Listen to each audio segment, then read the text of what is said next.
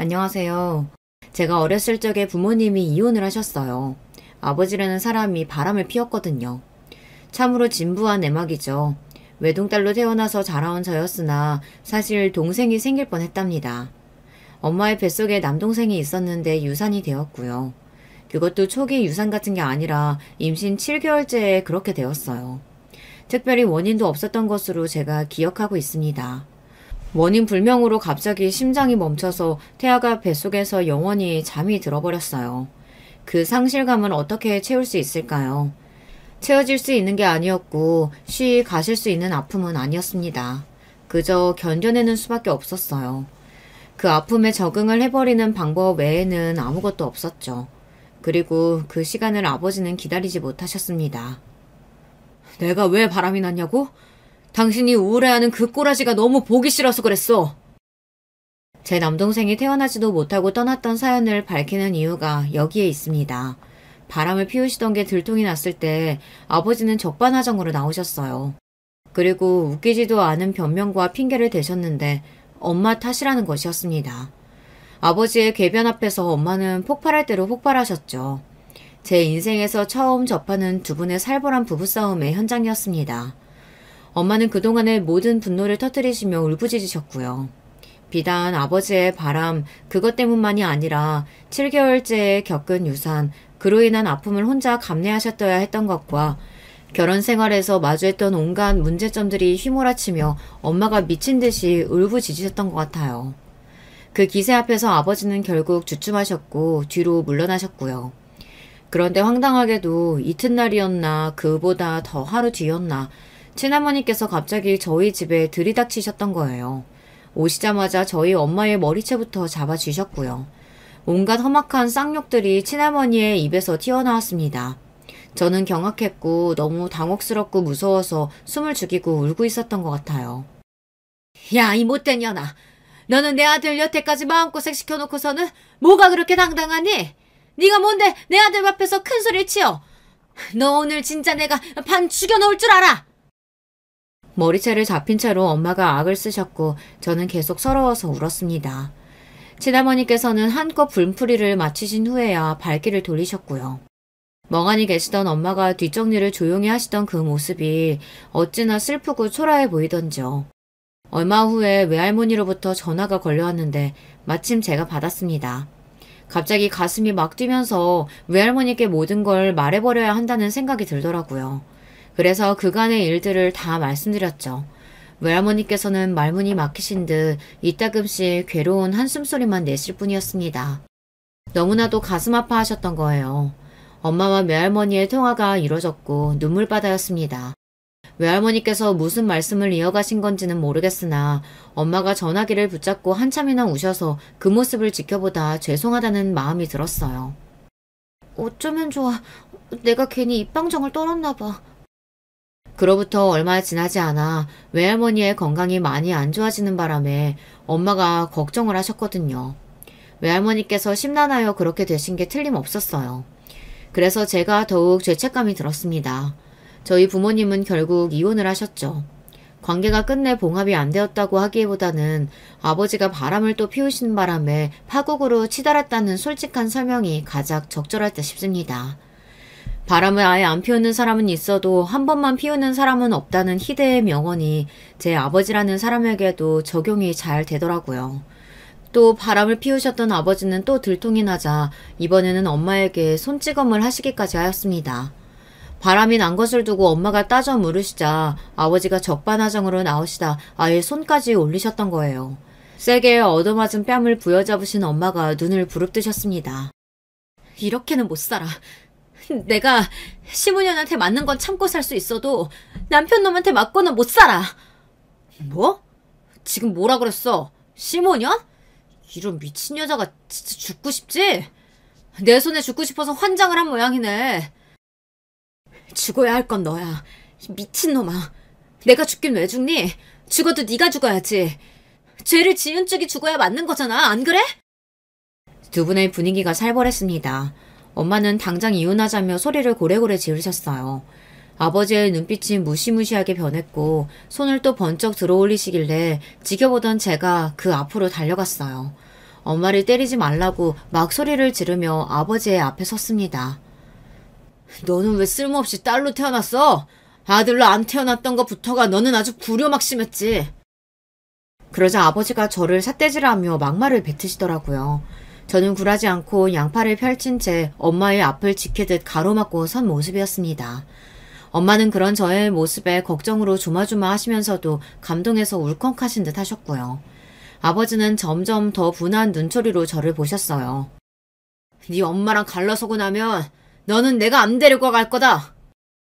저에게 그런 으름장을 놓으시더라고요. 그런다고 누가 놀라기를 하나 슬퍼하기를 하나 아예 실망조차 안 했던 것을요. 오히려 아버지가 저를 데려간다고 하시면 소스라치게 펄쩍 뛸 노릇이었습니다. 그랬는데 고작 그런 으름장을 놓으셨다는 대목이 기가 막혔습니다. 그로부터 몇 달 뒤에 부모님이 이혼 완료 상태로 갈라서셨고요. 엄마는 이혼 과정에서 돈 한 푼을 못 챙기셨습니다. 아버지 쪽에서 줄 돈은 한 푼도 없다면서 목에 핏대를 세우고 난리를 쳤기 때문입니다. 어차피 그 인간이 돈이 많기를 하니 아니면 돈을 잘 벌기를 하니 그렇다고 미래가 보이기래. 됐어. 그까진 몇 푼 되지도 않은 돈 받아봐야 그만이야. 엄마는 괜찮다고 하시며 저를 향해 웃음을 보여주셨습니다. 그 웃음이 저를 안심시키기 위함이라는 느낌을 얼핏 받았던 것 같아요. 그래서 저는 씩씩하게 엄마의 손을 붙잡고 새로운 일상으로 발을 디딜 수 있었어요. 둘이 된 일상은 단칸방에서 시작되었습니다. 좁은 공간이었으나 그럭저럭 만족스러웠어요. 왜냐하면 엄밀히 따지고 보면 그 전에 아버지를 포함한 세 식구가 살았던 방 2칸짜리 집보다 그렇게까지 작지 않은 크기였거든요. 게다가 그 집에서는 아버지 때문에 분위기가 항상 개판이라 행복한 기억도 거의 없었죠. 단칸간에서의 생활이 기대되는 이유였습니다.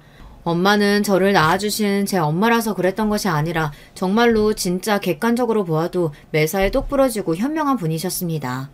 앞으로 뭘 어떻게 해서 먹고 살 것인지 정리부터 시작하셨고요. 계획을 세우셨죠. 밤낮 없이 돈을 벌러 바쁜 생활을 하셨습니다. 그게 다 자식인 저를 위한 노력이셨습니다. 엄마는 저에게 공부의 중요성을 강조하고 또 강조하시던 분이었어요. 믿을 건 공부뿐이고 성공하는 길도 공부에서 이어지는 거야. 그렇게 말씀하시며 엄마는 제가 공부하는 곳에 필요한 것은 그 어떤 것이든 지원을 아끼지 않으셨습니다. 학원이든 학습지든 턱턱 다 문제없이 해주고 싶어 하셨죠. 저는 때때로 공부를 하는 당사자인 저보다 제 공부를 지원해 주시는 엄마의 눈이 더욱 빛나고 있다는 감상이 들고는 하였습니다. 만약에 형편이 좋은 집에서 엄마가 태어나셨더라면 아마 공부를 엄청 잘하셨을 것 같아. 원 없이 여러 가지 학문 배우고 익히셨을 거라는 그림이 머릿속에서 막 그려지네. 엄마가 배경을 잘못 타고나신 분 같아서 슬프고 안타깝기도 하였죠. 외가가 가난했기 때문입니다. 원래도 풍족하게 잘 산 적은 없는 집안이었는데요. 그래도 가난해서 허덕이지는 않았을 정도였다고 하는데 돈을 몽땅 다 잃는 비극을 겪고 나서 형편이 나락으로 떨어지고 말았습니다. 제가 이 이야기를 정확하고 자세하게 들은 적은 없는데요. 사기를 당한 것으로 알고 있습니다. 그것도 외할아버지, 외할머니와 꽤 오래 알고 지내시던 분한테 당했다고 하더라고요. 특히나 외할아버지하고는 호영호재하며 지낼 정도인 사이였다고 하던데 어떻게 그런 악독한 사기를 칠 수가 있었을까요? 감쪽같이 속아서 전 재산을 다 잃고 빚까지 지게 되었으니 외가가 얼마나 힘들었을까요? 그러던 어느 날 그 사기꾼이 다른 사람한테도 비슷한 짓을 했다 잘못 걸려서 죽었다나 아니면 어디로 멀리 팔려갔다나 그렇다는 이야기를 듣게 되셨습니다. 하여간에 그 사기꾼이 비극적인 결말을 맞이하였다는 소식이었는데요. 직접 단죄를 할 수도 없으며 돈의 일부라도 돌려받을 수도 없다는 걸 알게 되신 외할아버지께서는 허무함과 상실감에 빠져 지내기 시작하셨습니다. 그동안 그 사기꾼들을 추적하고 이를 갈며 지내시는 게 전부였는데 허탈해지실 만도 하죠. 비탄에 빠져 그렇게 지내시다 어느 날 홧김에 농약을 삼키셨습니다. 그리고 외할머니께서는 화병을 안고 살게 되셨죠. 가슴에 진 멍을 그 짙은 피방울을 어찌하면 좋을지 아무도 알지 못했습니다. 저에게는 외삼촌이 한 분 계시는데요. 집안의 장남이신 외삼촌께서는 어릴 적부터 영민하다는 소리를 많이 들으셨던 분이셨죠. 눈빛부터 그렇게 초롱초롱할 수가 없었다고 해요. 크게 될 인재라는 덕담이라든지 영특하고 총명하다는 덕담 같은 건 아주 흔하게 들으셨을 정도라고 하였습니다. 외삼촌은 꽤 괜찮은 직장을 잡으신 뒤 결혼도 제법 잘하신 분이었습니다. 만약에 그런 외삼촌이 멀쩡히 계셨다면 외가가 괜찮았을 것이라는 생각이 자주 들고는 했었네요. 그러나 안타깝게도 외삼촌은 한순간의 교통사고로 많은 것을 잃어버리셔야 했습니다. 몸에 마비 증세가 왔고 인지 능력 또한 저하되었습니다. 교통사고에서 머리를 다치셨거든요. 그 교통사고 이후 딱 1년 만에 이혼을 당하셨고요. 이혼 이전에 일방적으로 별거 먼저 당하셨다가 결국은 이혼을 당하셨던 것으로 알고 있습니다. 결혼한 지 10개월 만에 일어났던 교통사고였으므로 외할머니께서는 자기 딸의 인생을 더 우선시하며 지키고자 하는 사돈 집안의 입장이 10분 이해가 간다고 하셨습니다. 하지만 불쌍한 당신의 아들은 어찌하면 좋으냐 피눈물이 흐르는 것을 막지는 못하셨습니다. 그 이후로 외할머니께서 외삼촌을 돌보며 그렇게 살고 계셨어요. 교통사고 직후보다는 훨씬 상태가 좋아졌으나 그럼에도 외삼촌께서는 혼자 지내시는 것은 도저히 불가능한 상태였기 때문입니다. 반드시 누군가가 외삼촌을 위해 희생하면서 수발을 들어주어야만 했죠. 묵묵히 그 희생을 결코 희생이라 여기지 않으시며 해내고 계셨던 외할머니께서 어렸던 제가 아버지의 바람과 그로 인해 엄마가 힘들어하고 계시며 머리채를 잡아 뜯기는 수모까지 당하셨다는 이야기를 미주알 고주알 떠들었던 것입니다. 얼마나 그 가슴이 찢어지며 비통하셨을까요? 엄마가 이혼을 하시고 저와 단둘이 새로운 출발을 하게 되자 외할머니께서는 잘했다며 한숨 덜었다는 반응을 보이셨으나 여자 혼자서 자식을 키우며 사는 것은 결코 쉬운 일이 아니라고 하며 이제는 또 새로운 걱정에 접어드신 모양이었습니다. 그런 외할머니를 엄마는 항상 걱정하고 계셨고요. 내가 무너질 것 같으냐? 절대 안 그런다. 불쌍한 이 오래비를 봐서라도 나는 버틸 거니까 나는 문제 없으니 너나 어떻게 잘 좀 해봐. 나는 끄떡없어. 외할머니께서는 외삼촌을 위해서라도 어떻게든 악착같이 버티며 사실 거라고 선언하셨습니다. 엄마는 저를 위해서 뭐든 해내고 버티며 꿋꿋하게 사실 거라고 하셨고요. 제가 열심히 살아가지 않을 이유는 없었던 것 같네요. 학교 생활을 정말 최선을 다해서 해냈던 아이였다고 생각이 돼요. 그런 덕분인지 학창시절 내내 친구가 많지는 않아도 마음이 잘 통하는 소수 몇 명과의 관계는 유지를 잘 해왔답니다. 학교에서 친구들이 부모님 이야기를 할 때마다 남몰래 심장이 내려앉고는 하였으나 모른 척 태연하게 굴었네요. 부모님이 진작 이혼을 하셔서 편모가정이라는 사실을 드러내고 싶지 않았어요. 쪼들리는 형편이 슬펐지만 부끄럽진 않았습니다. 그러려고 노력했어요. 형편을 부끄러워한다면 그건 제가 엄마를 부끄럽게 여기는 게 될 것만 같았습니다. 몇 친구들 덕분에 저는 사춘기 아이들 앞에서 약점으로 보일 법한 요소들을 가지고 있음에도 별탈 없이 지낼 수 있었네요. 그런 부분에서 마음고생을 하지 않은 덕분에 성적 관리도 잘했어요. 엄마의 바람대로 저는 공부를 아주 열심히 했습니다. 제가 당당한 모습으로 성적표를 들고 오면 엄마가 기쁨에 찬 웃음을 지으셨죠. 엄마의 얼굴에 피는 웃음꽃이 저의 원동력이었고 제가 100점을 받아온 시험지는 엄마의 비타민이 되었습니다. 그리고 제가 고등학교 1학년 생활을 마무리하던 시기의 일이었습니다. 저는 그때 공부를 잘하기로 알려져 있던 여고에 착실히 진학하여 공부를 하고 있었죠. 아버지에게서 연락이 왔습니다. 그동안 연락 한 번 없었던 아버지라는 존재를 이렇게 다시 상기하게 되었습니다. 다름이 아니라 많이 편찮으신 모양이었어요. 네 아버지가 그 인간이 아무래도 간이 좀 안 좋은 모양이더라. 네? 간이라고요? 엄마 혹시 친가 쪽에 간이 나쁜 그런 게 있지 않았었나요? 맞아, 기억하는구나. 그게 집안 내력이야. 간이 나쁜 유전이 있나 보더라고. 그런데 네 아버지가 그걸 받았던 건가 봐. 관리를 하도 안 하고 신경을 전혀 안 쓰고 살아서 그런지 지금 상태가 많이 안 좋다고 그러네.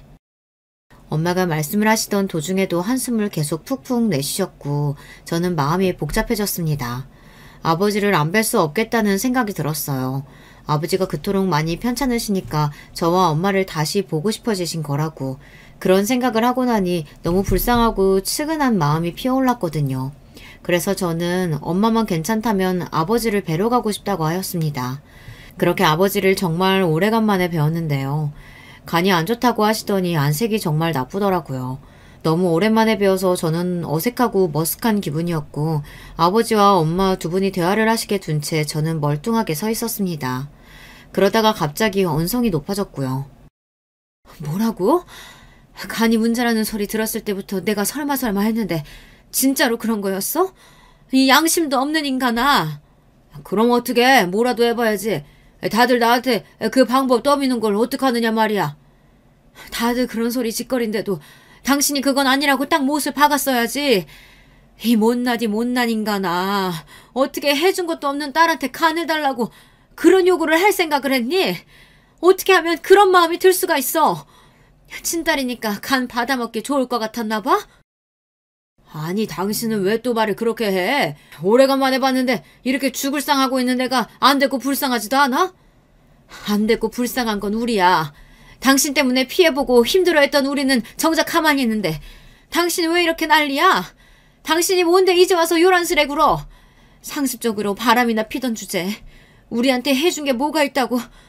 한 번도 딸 자식한테 손수 선물 하나 골라주고 사준 적도 없으면서 이 나쁜 놈아. 어떻게 아직 성인도 안 된 어린 딸한테 이럴 수가 있느냐고. 오늘 여기에 당신 보러 오는 게 아니었어. 엄마의 몸이 울분으로 덜덜 떨리고 있었습니다. 저는 조용히 숨을 죽인 채 엄마가 돌아서서 저를 보시기 전에 뒷걸음질쳐 먼저 병실을 빠져나왔죠. 그런 저를 아버지가 발견하시고서 쳐다봤었고요. 간이 안 좋아서 돌아가실 위기에 처한 아버지가 제 간을 노린다는 그런 이야기가 소름 끼쳤습니다.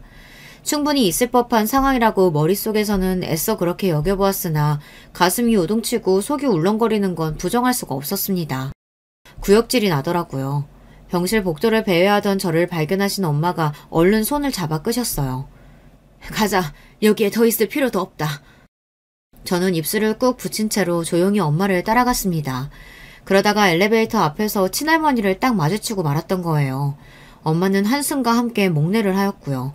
저는 엉거주춤 제법 정중하게 인사를 드렸는데 친할머니께서는 그런 저를 빤히 쳐다보고 계셨습니다. 자식이면 부모의 아픔 외면할 순 없는 거지. 그치? 내 말이 맞지? 너도 그렇게 생각하지? 다짜고짜 저한테 그렇게 물어보시더라고요. 저는 그 뜬구름 잡는 질문이 아버지의 간과 관련이 있다는 것을 알고는 난감해졌습니다. 엄마가 몹시 화가 난 얼굴로 친할머니와 따로 복도 구석에 가서 이야기를 시작하셨는데요. 목소리가 높아지기까지는 불과 수초도 걸리지 않았습니다. 엄마는 머리끝까지 열이 받은 채로 저에게 돌아오셔서 당장 엘리베이터를 잡아 타셨고요. 공부를 그렇게 잘한다면서? 고등학교도 아주 좋은 곳으로 다닌다면서? 그런데 그게 다 무슨 소용이니? 공부만 잘하고 인정머리 하나 없으면 그게 사람이야? 참된 사람이라고 할 수 없지. 친할머니께서 닫히는 엘리베이터 문을 바라보며 소리를 크게 지르셨고요. 달려오시다가 바닥에 철푸덕 넘어져서 주저앉는 모습을 보았습니다. 어떻게 된 상황인지 당연히 저도 파악을 다 하였고 아직 성인도 아닌 제가 이래저래 판단을 하고 결정을 내릴 일이 아닌 듯 싶었습니다. 무엇보다 엄마가 강경하게 절대 간 이식을 아버지에게 해주는 일은 없고 검사조차 받을 이유가 없다고 나오셨어요. 아주 단호하셨습니다. 그 결심이 너무 확고하여서 차마 제가 끼어들 틈조차 없었고요. 아버지가 돌아가셨다는 걸 알게 된 것은 그로부터 한 달 후의 일이었습니다. 간 때문에 못 버텨서 돌아가신 것만은 아니었고요. 몰래 담배를 사러 멀리까지 나가셨다가 발이 꼬이는 바람에 길에서 크게 넘어지셨더라고요. 그러면서 하필이면 돌부리에 이마를 찌으셨습니다. 그게 커다란 충격이 되었고 그 여파로 아버지가 돌아가신 것이었어요. 사람 죽고 사는 일은 모르는 거라고 하더니만 어떻게 가도 그런 식으로 갔을까. 엄마가 허탈함과 쓸쓸함으로 오랫도록 중얼거리셨습니다. 친가 식구들은 아버지가 돌아가시고 나서 무슨 이유에선지 서로 홀뜯으며 무지막지하게 싸웠다고 하더군요. 그리고 저와 엄마를 향해 이제부터 영영 인연을 끊자느니 그런 소리를 해대기도 하였습니다. 어이가 없을 따름이었네요. 원래도 연락 한 번 안 하고 살았건만 이제 와서 무슨 인연을 끊니 많이 하는 것인지 그저 헛웃음이 나왔습니다. 그런 정신없이 소란스러운 분위기 속에서 아버지는 영영 떠나버리셨고 반전이 펼쳐진 것은 며칠 뒤의 일이었습니다. 알고 보니 아버지가 당신의 유일한 재산을 제 앞으로 남기고 떠나셨던 거예요. 현금 3,200만 원 정도였습니다. 그 당시 물가로 가늠해 본다면 현재의 3,200만 원보다 더 큰 금액입니다. 그런 돈을 어쨌든 당신의 집안 사람들이 아니라 꾸역꾸역 알아보고 준비를 하셔서 아무도 몰래 제 앞으로 남겨놓으셨다는 게 저로 하여금 많은 생각이 들도록 만들었습니다. 왜 갑자기 내가 엄청 어렸을 때 아버지하고 둘이 손잡고 약수터 가고 슈퍼에 가서 과자 사 먹고 그랬던 기억이 떠오르는 걸까? 한 번도 떠올린 적이 없었던 아주 옛날 일들인데 왜 이제 와서 그 기억들을 추억이라고 나는 그렇게만 부르고 싶어지는 걸까? 마음이 복잡하더라고요. 이렇게 사람은 결코 한 갈래의 마음만 가지고서 살아가는 게 아니라는 것을 저는 아버지를 통해 깨닫게 되었습니다. 그게 뭐 그렇게나 큰 돈이라고. 전혀 큰 금액도 아닌데 설마 그거 하나 네 앞으로 남겼다고 해서 그 인간이 스스로에게 면죄부라도 주고서 떠났을까봐 나는 그게 걱정이야. 생각해보면 하나뿐인 자식한테 있는 재산 남기고 가는 거 너무나도 당연한 일인데 뭐. 이혼하면서 10원 한 장 못 챙겼었는데 이렇게라도 그 인간한테서 돈 받아낸 것 같아서 조금은 후련하다. 이렇게나마 내가 후련한 기분 맛본다. 그리고 엄마는 아버지가 아무도 몰래 저에게 남기고 떠나신 그 돈을 이렇듯 평가하셨습니다. 그 돈을 엄마는 후련한 재산이라고 보셨습니다. 개운한 얼굴을 하고 계셨어요. 그래서 저는 엄마의 그런 모습을 보며 속으로 다행이라고 생각했고 약간은 안심을 하기도 하였습니다. 하지만 그로부터 얼마 지나지 않아 잠이 오지 않는 새벽 뒤척이다 문득 일어나 보니 엄마가 평소에 드시지도 않던 그래서 요리를 하실 때나 사용하시던 소주를 한잔 하시며 훌쩍이고 계셨습니다. 혹시라도 제가 듣고 깰까봐 조용히 훌쩍이시는 엄마의 그 모습이 아빠로 인한 것임을 저는 직감할 수 있었습니다. 다시 한번 사람의 마음은 결코 한 갈래로 이어져 있는 게 아니며 겉으로 내어 보이는 모습이 다가 아니라는 것을 저는 깨닫고서 소리를 내지 않고 조심스레 다시 이부자리 위에 누웠었죠. 제가 아무에게도 말하지 않은 속마음이 있었어요. 엄마에게도 결코 한 번을 꺼내본 적 없던 그 속마음의 정체는 아버지를 향한 죄책감이었습니다. 간이식에 있어서 제가 검사조차 받아보지 않았었잖아요. 그 무엇도 해보지 않은 채로 아버지를 떠나보냈었잖아요. 그런 게 시간이 갈수록 후회나 죄책감으로 제 안에 자리를 잡더라고요. 어쨌거나 제가 그분의 딸이었고 그분은 저의 아버지였으니 말입니다. 하지만 제가 이런 마음을 가졌다는 것 자체를 엄마가 아시면 괴로워하실 게 뻔해서 절대 입 밖으로 꺼내지 않았습니다. 아버지한테 죄송한 마음으로 엄마를 위하는 마음으로 제가 할 수 있는 것은 죽어랍시고 공부를 하는 것이었던 것 같아요. 일찍이 엄마는 저에게 공부의 중요성을 강조하셨던 분이었고 다행히도 제가 의욕이 따라주었기 때문에 항상 성적은 잘 나왔습니다. 엄마에게는 저뿐이라는 사실을 세상에서 제가 제일 잘 알았습니다. 그랬기 때문에 재수를 하게 되었을 때 정말 미치도록 죄송하였어요. 제가 대학 입학시험에서 미끄러지는 바보 같은 실수를 저질러버린 바람에 부끄럽게도 재수를 하였습니다. 실망과 자괴감으로 머리를 감싸쥐고 있던 저를 엄마는 나무라지 않으셨었죠. 괜찮노라고 저를 굳건히 믿노라고 그렇게 말씀해 주셨을 뿐이었어요. 그렇게 말씀을 해주시는 엄마의 얼굴이 제가 어렸을 때 바라보았던 것보다 세월을 잔뜩 머금고 있다는 건 저도 알아차렸습니다. 그러자 초조해지더라고요. 부모님의 나이든 모습을 느낄 때마다 자식들은 초조해진다고 하죠. 제가 그 순간에 그러했습니다. 초조해서 죽을 것만 같은 마음을 안고서 재수 생활을 보냈었네요. 그렇게 목표를 했던 대학에 입학을 해낼 수 있었습니다. 엄마가 한껏 어깨를 펴고 다니시는 게 저의 보람이었어요.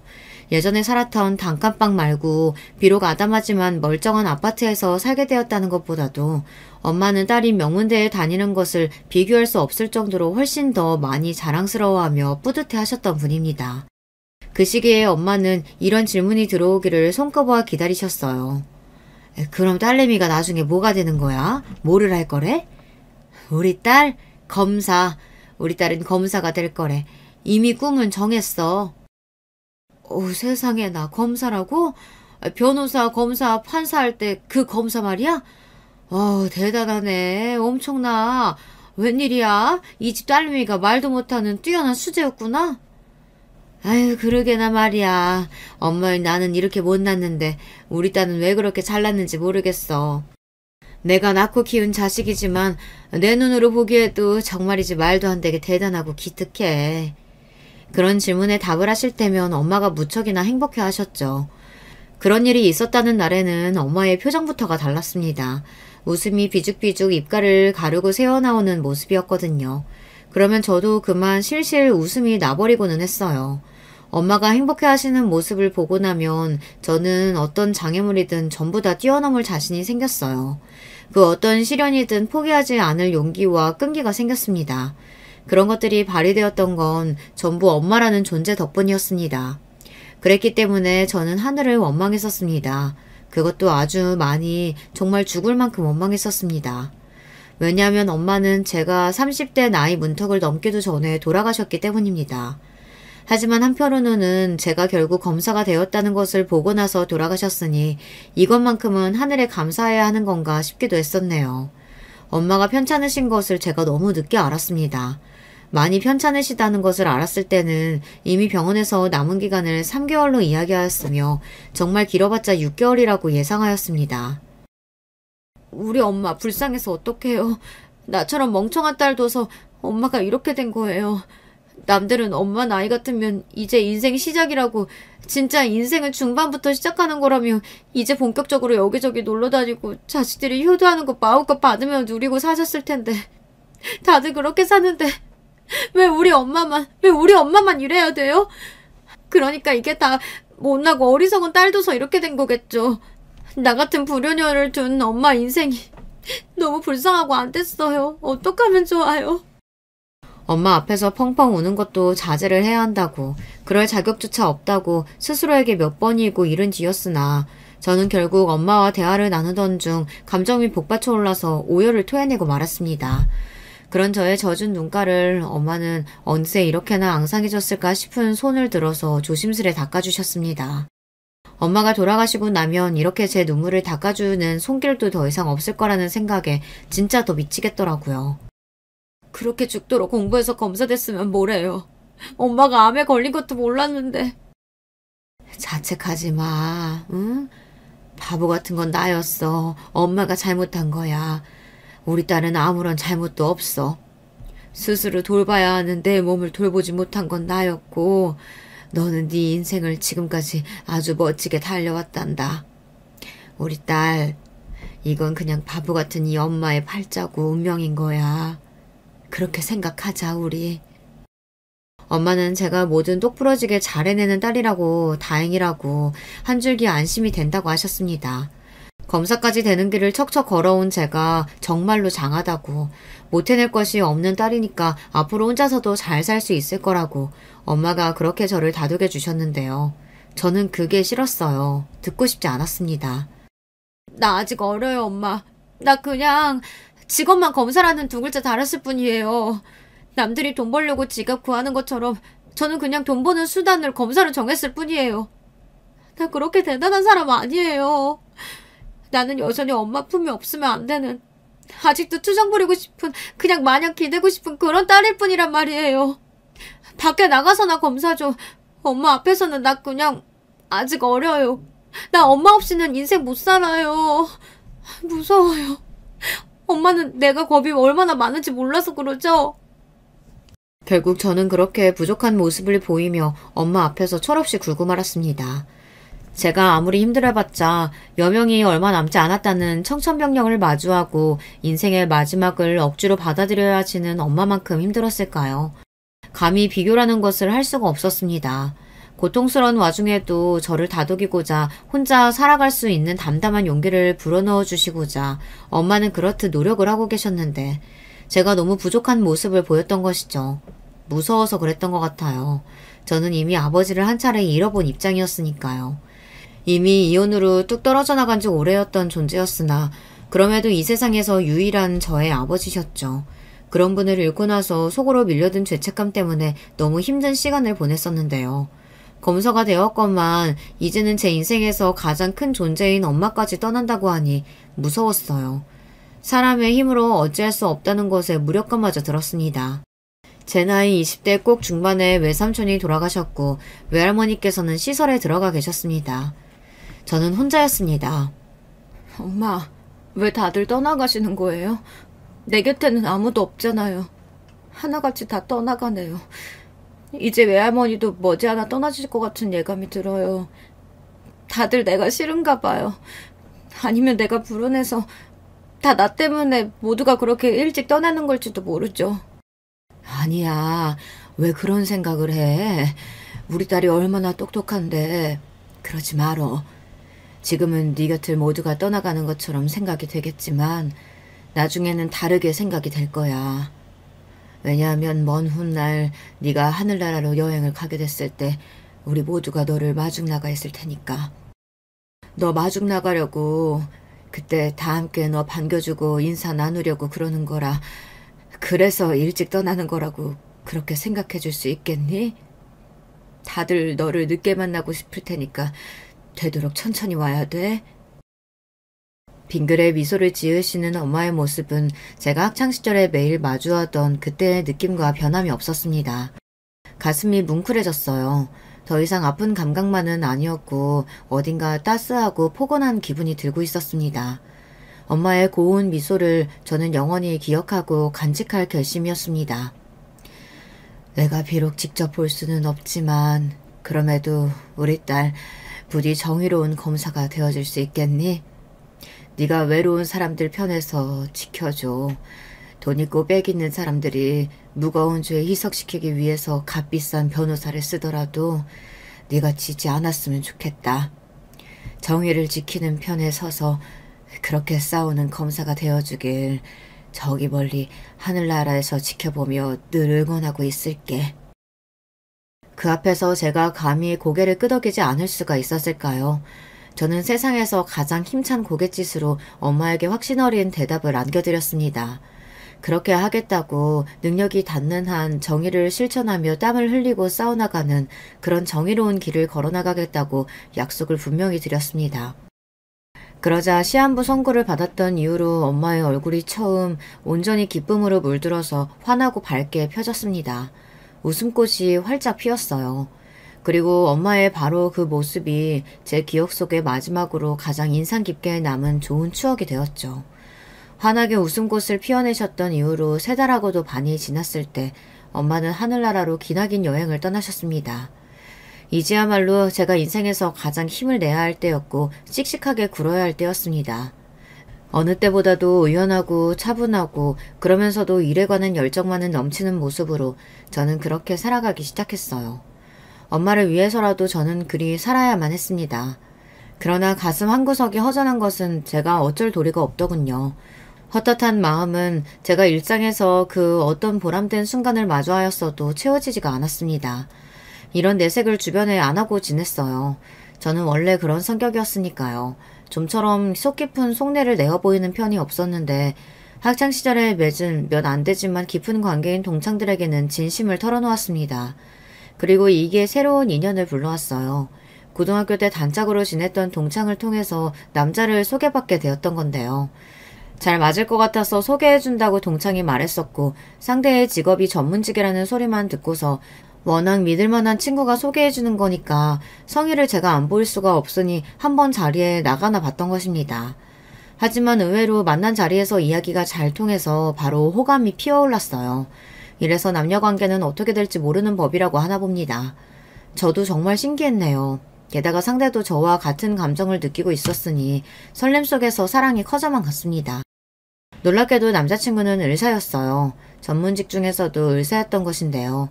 제가 어째서 시끄러운 의료계의 뉴스를 보며 과거 이야기를 떠올리는지 이제 아시겠죠. 만나는 동안에 서로 일 이야기를 거의 안 했어요. 공통적인 취미 이야기, 주로 영화나 소설에 관한 잡담을 그렇게 많이 나누었습니다. 대화가 잘 통하는 사이였고 자연스레 결혼을 떠올리게 되었어요. 그러면서 제가 남자친구의 집안에 대해 정확히 알게 되었습니다. 남자친구의 부친께서는 한 직장에서 20년 근속을 하시던 끝에 과감하게 결단을 내리시고 사업을 시작하셨던 분인데요. 처음에는 사업이 지지부진하였으나 점차 잘 되었고 가세 또한 확 펴게 되었다고 합니다. 그래서 남자친구도 여러 가지 의욕이 생겼으며 집안의 전폭적인 지원을 받고 죽어랍시고 공부를 해 의대에 갈 수 있었다고 하더라고요. 부친께서는 사업차 해외를 자주 다니셨어요. 직접 발로 뛰어다니시는 스타일이라고 하시더군요. 나이가 드셨어도 열정으로 따지자면 젊은 사람들한테 뒤처지지 않는 분이라고 남자친구는 그렇게 말을 하였습니다. 그리고 형제로는 누나가 한 명 있었는데요. 남자친구가 솔직히 털어놓기를 아직 가세를 펴기 전이었기 때문에 그 당시에 자기 누나가 엇나가는 걸 못 잡았다고 하더군요. 왜냐하면 누나가 혼전 임신으로 결혼을 했기 때문입니다. 그래서 그때 우리 어머니가 난리도 아니었어. 사고를 쳐도 대체 어떻게 그런 별 볼 일 없는 놈이랑 사고를 칠 수 있냐면서 울고불고 완전히 뒤로 넘어가셨지. 게다가 하필이면 상대가 많이 별로였었다네요. 아이는 건강하게 태어났으나 그럼에도 미래라는 게 안 보이는 부부였다고 남자친구가 회상을 하였습니다. 그 두 사람이 제발 갈라서기만을 모친께서는 처음부터 간절히 바라고 계셨고요. 결국에는 결혼 4년 만에 복합적인 문제들로 이혼에 이르렀다고 합니다. 모친께서는 제발 이혼하면서 아이를 상대에게 줘버리라고 하셨으나 그게 안 되었죠. 그래서 뒷목 잡게 되셨다고 해요. 남자친구의 누나는 모친의 성화에 못 이겨 아이를 데리고 재혼을 하셨습니다. 상대 또한 재혼이었고 누나 쪽보다 나이가 8살이 많았죠. 나이가 뭔 상관인데 띠동갑도 아닌데 유난 떨지마. 고작 8살 차이잖아. 그 정도의 직업에 재산에 애까지 받아준다는 남자를 앞으로 네가 어떻게 찾겠니? 네가 돈이 있니 능력이 있니? 제발 너는 그 잘난 동생 발목 잡을 생각이나 하지 말고 조용히 재혼이나 해. 모친의 타박에 충격을 받은 누나가 울면서 재혼을 하였다는 후문이었습니다. 남자친구도 그걸 몰랐다가 자기 누나가 재혼을 하고 난 뒤 전해 들었던 거예요. 모친께서는 당신의 아들이 여자를 만나는 것 같은 조짐만 보여도 간섭을 하셨다고 합니다. 남자친구는 그게 너무 부담스러웠고요. 게다가 한번 크게 데이기도 해서 그 후로 아예 여자친구가 없다고 딱 못을 박아놓고 지내왔다고 합니다. 의사가 단 이후로는 모친께서 더욱 눈을 부릅뜨고 감시에 들어간 걸 알았으니까요. 남자친구는 자기 누나의 재혼처럼 자기의 결혼도 모친의 영향을 받을까봐 그게 싫어서 간섭을 받지 않기 위해 저와의 연애도 집에 비밀로 해왔던 것입니다. 이런 전말을 저는 남자친구와 술 한잔 기울이며 진솔한 대화를 나누다가 알게 되었던 것이고요. 근데 우리 어머니가 나이 들고 달라지셨나 봐. 내가 얼마 전에 어머니한테 슬쩍 나 이제 장가나 갈까요? 이렇게 물었더니 가면 좋지. 누구라도 만나서 가면 환영이지. 이렇게 반응하시더라고. 이제 걱정은 덜었다는 남자친구의 말을 들으며 저의 고개도 끄덕여졌습니다. 아들이 잘났으니 지나치게 신격화하며 애지중지하는 전국의 유난스러운 엄마들이 얼마나 많을까 싶었고 남자친구는 게다가 의사였으니 모친께서 눈에 불을 켜셨던 것도 이해 못할 것은 아니라고 여겼습니다. 그리고 사람에게는 한 가지 면이 있는 게 아니니까요. 그런 것에 기대를 걸었던 것일지도 모르겠습니다.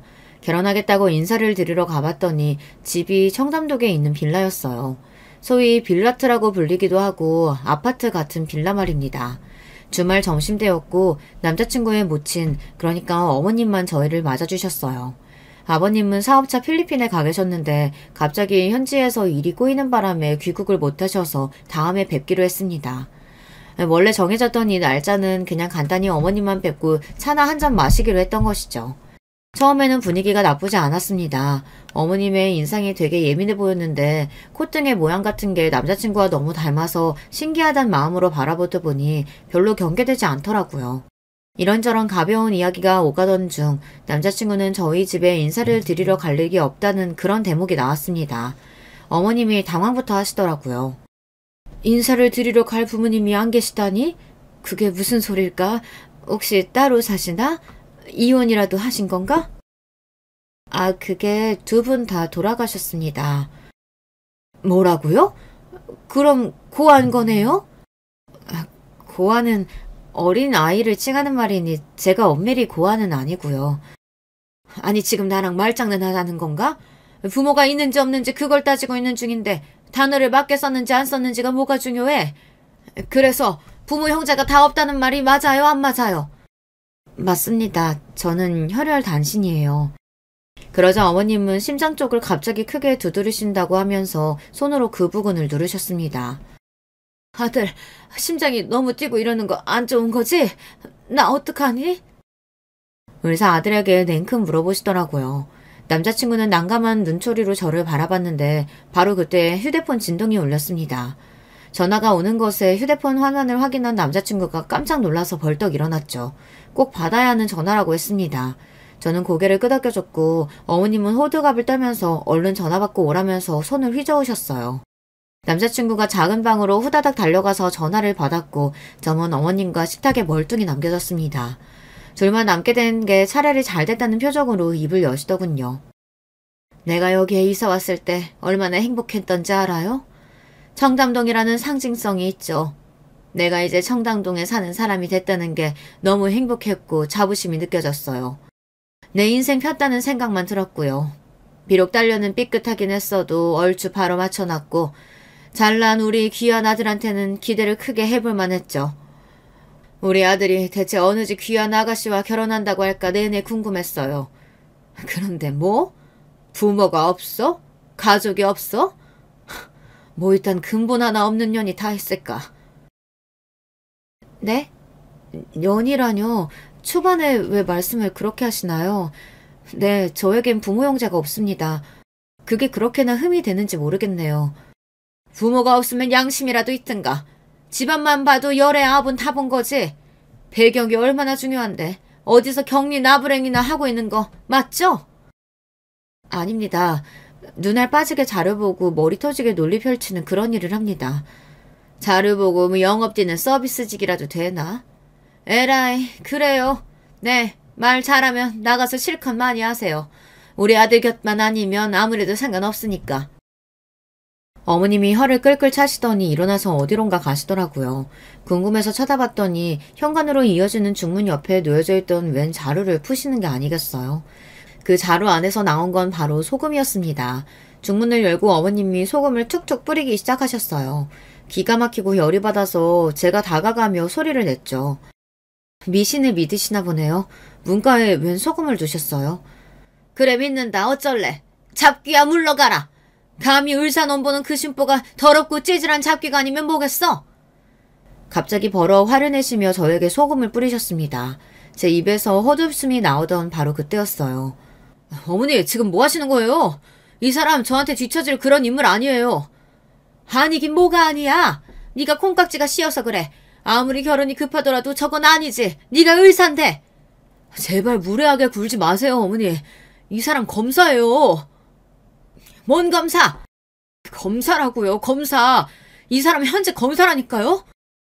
남자친구가 울상이 되어 외치자 어머님이 손에 한 움큼 쥐셨던 소금을 힘없이 떨어뜨리셨습니다. 아, 검사? 그렇지. 어머나 어쩜 좋아. 우리 아들이 어떤 아들인데 아무나 만날 리가 없었는데 아이고 그럼 그렇지. 상황파 및 사태 수습에 나서신 어머님의 모습을 보면서 저는 조용히 핸드백을 챙겨들었습니다. 이만 가보겠습니다. 어머, 아직 차도 다 안 마셨는데 벌써 가요? 이야기 나누지도 못했는데. 아니, 저기 그러지 말고 일단 앉아서 우리 대화를 좀 나눠보는 게 좋지 않을까? 응? 제가 소금 알레르기가 있어서요. 얼른 가봐야 할 것 같아요. 조금 있으면 입에 거품 차오르고 발작 시작될 거라서요. 세상 천지에 그런 게 어디 있나요? 당연히 거짓말이고 핑계였죠. 그러자 어머님의 얼굴이 민망함으로 구겨지더니 금세 빨개졌습니다. 저는 태어난 기색으로 꾸벅 인사를 남긴 채 그 집을 나왔어요. 남자친구가 어쩔 줄 몰라 하는 얼굴로 따라 나왔고 저를 잡았으나 뿌리쳤습니다. 가서 바닥에 소금이나 치워. 어머니랑 결혼하는 것도 아니고 나랑 결혼하는 거잖아. 제발 어떻게 좀 안 될까? 나한테 만회할 기회를 줘. 남자친구의 간청에 흔들렸어요. 하지만 저는 흔들리기만 했을 뿐 넘어가진 않았죠. 왜인 줄 아시나요? 친할머니가 떠올랐기 때문입니다. 저는 그 어머님한테서 친할머니를 겹쳐보았거든요. 그래서 절대 그분의 며느리가 되고 싶지 않았어요. 난생 처음으로 친할머니에게 감사한 마음이 들었네요. 덕분에 현명한 선택을 했으니 말입니다. 제가 마음을 돌리지 않았고 남자친구와는 그렇게 헤어졌습니다. 남자친구가 실연의 아픔으로 많이 힘들어했고 자기 모친을 많이 원망한 모양이에요. 그래서 그 어머님이 미안하다고 하면서 반성하겠다며 절에 들어갔다나 뭐라나 그런 후문을 들었는데 저는 알바 아니었고요. 그런 이야기가 들려와도 제 결심이 돌아서는 일은 없었습니다. 어리석은 결혼의 길로 영영 들어가지 않을 수 있었답니다. 먼 미래에 하늘나라로 떠나게 되면 그곳에서 저를 마중나와줄 얼굴들이 있을 것을 알고 있기에 제가 외로워할 이유는 없다고 생각하며 담담하게 살다 보니 또 새로운 인연이 제 앞에 나타나더군요. 지금은 그 인연과 함께 인생의 길을 걸어가는 중이에요. 외할머니께서는 감사하게도 상태가 많이 좋아진 이후로 꾸준히 컨디션이 괜찮아서 종종 찾아뵙고 있답니다. 지금의 제 일상이 저는 제법 만족스럽네요. 안녕하세요. 저는 서울 사는 50대 여자입니다. 매번 듣기만 하다 이렇게 제 사연을 제보하려니 어색하네요. 평소에 일하며 사연을 자주 듣는 편인데 제 얘기가 나오다니 신기합니다. 그럼 바로 제 얘기를 시작해 볼게요. 여러분, 권선징악이라는 단어 아시죠? 워낙 유명한 말이고 학교에 다니며 배우는 기본적인 사자성어잖아요. 착한 사람은 복을 받고 나쁜 사람은 벌을 받는다는 말인데 저는 이 말을 얼마 전까지는 믿지 않았습니다. 제 인생이 유달리 고달팠기 때문이에요. 그런데 인생은 죽을 때까지 모른다고 하던데 그 말이 정답입니다. 이제는 저 말에 너무 동의하거든요. 제 인생에는 악역이 참 많았답니다. 첫 번째 악역은 바로 시어머니였어요. 고등학교를 졸업하고 집이 너무 가난해서 바로 공장에 취업한 저는 거기서 남편을 만났습니다. 남편은 대학생이었고 방학이라 잠깐 공장에 일하러 온 학생이었어요. 서로 첫눈에 반했는데 워낙 집이 가난했던 저는 빨리 결혼하고 싶었습니다. 결혼해서 우리 친정과 달리 안정적인 가정을 이루고 싶었거든요. 남편도 저도 연애할 때 한 번도 싸운 적이 없을 정도로 좋아했죠. 그래서 결혼하고 싶었는데 시어머니가 결혼 전부터 극심하게 반대하셨습니다. 미쳤어? 어디서 대학도 안 나온 년이 우리 아들하고 결혼하겠다는 거야? 아니지. 너 고등학교도 자퇴했다며. 우리 아들은 국립대에 다니는 똑똑한 사람이라고. 그리고 뭐 별 볼 일도 없는 주제에 우리 아들을 넘봐? 너 아버지도 없잖아. 어디서 인생 막장으로 살다가 내 아들 잡아서 결혼하려고 그래? 시어머니는 심지어 공장을 찾아오셔서 따졌어요. 절대 결혼 허락을 못한다고 우기셨죠. 시어머니의 말대로 저는 아버지가 없었습니다. 아버지가 무슨 사고를 치거나 바람을 피워서 엄마가 이혼한 것은 아니었고 오히려 일하다 다쳐서 돌아가셨어요. 지금과는 달리 예전에는 힘든 일을 하다 돌아가신 분들이 많았거든요. 우리 아버지도 그중 하나였죠. 또 워낙 가난해서 엄마와 저 그리고 동생은 반지하에 있는 단칸방에서 셋이 살았어요. 수도도 제대로 나오지 않았고 전기가 끊기는 것도 흔했습니다.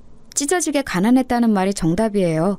이런 저를 시어머니는 극심하게 반대하셨습니다. 나는 저번에 수경이 시어머니가 찾아온 거 보고 깜짝 놀랐잖아.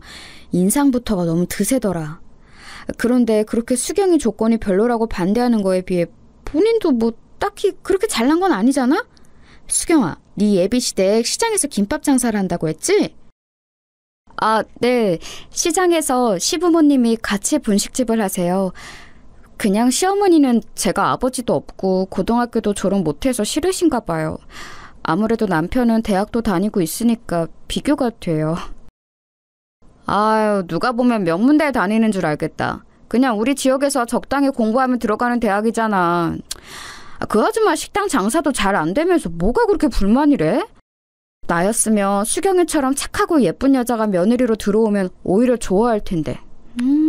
됐어. 그냥 수경이 네가 놔줘. 저런 집안엔 시집 가는 거 아니야. 맞아. 오히려 별 볼 일도 없는 집들이 더 난리더라. 있는 집들은 저렇게 안 따져. 그리고 수경이 네가 고등학교를 그냥 안 다니고 싶어서 안 나왔니? 돈이 없어서 그 어린 나이에 여기 와서 고생한 건데.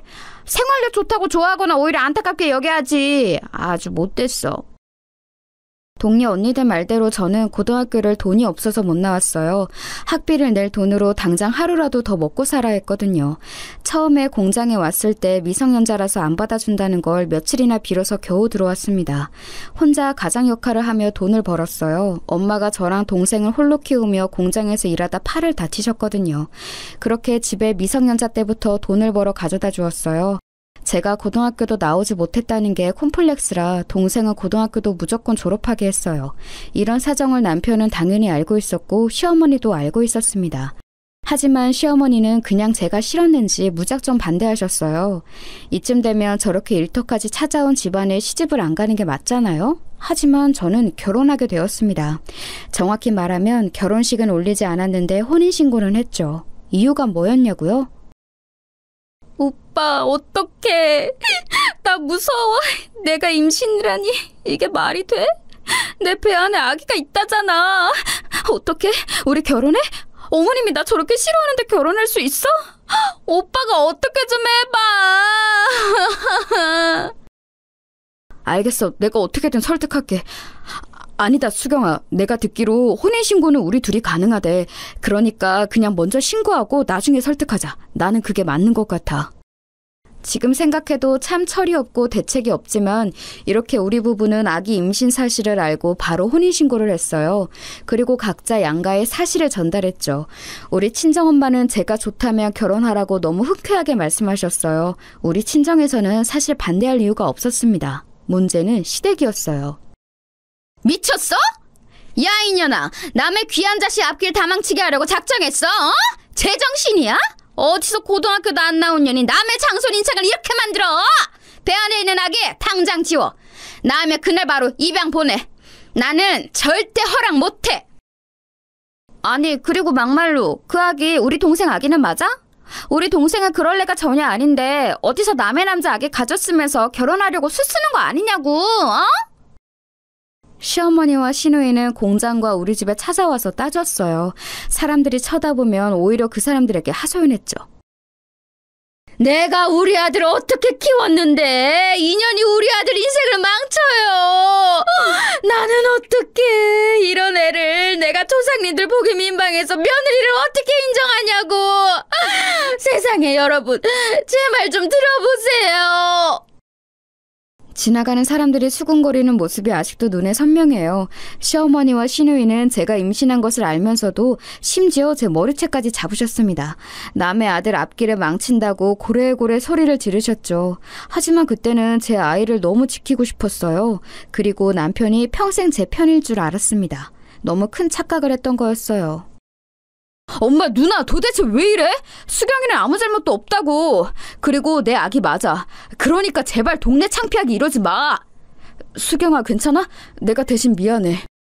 정식으로 결혼 허락을 받기 전에 남편은 그때는 적어도 제 편이었습니다. 그래서 제가 맡고 있으면 와서 말려주었죠. 그 모습을 보고 그래도 남편이 저와 아기는 평생 지켜줄 거라 생각했어요. 그렇게 심한 반대 때문에 친정엄마도 얼마나 걱정했는지 모릅니다. 수경아, 그냥 결혼하지 말고 혼자 낳을래? 그런데 그러기엔 우리 집이 형편이 너무 안 좋으니까 그것도 걱정이다. 엄마는 네가 시댁에서 저렇게 반대하는데 시집 보내는 게 마음이 좋지 않아. 엄마, 현실적으로 내가 어떻게 혼자 낳아서 키워? 우리 형편에 갑자기 아기가 생기면 그건 더 감당하기 힘들어. 무조건 결혼하는 게 지금 상황에서는 제일 나아. 남편도 끝까지 내 편을 들어줄 거야. 나중에 들은 건데 남편이 꼭 저와 결혼하겠다고 그렇게 난리를 쳤다고 해요. 시아버지한테 대든 것도 그때가 태어나서 처음이라고 하더라고요.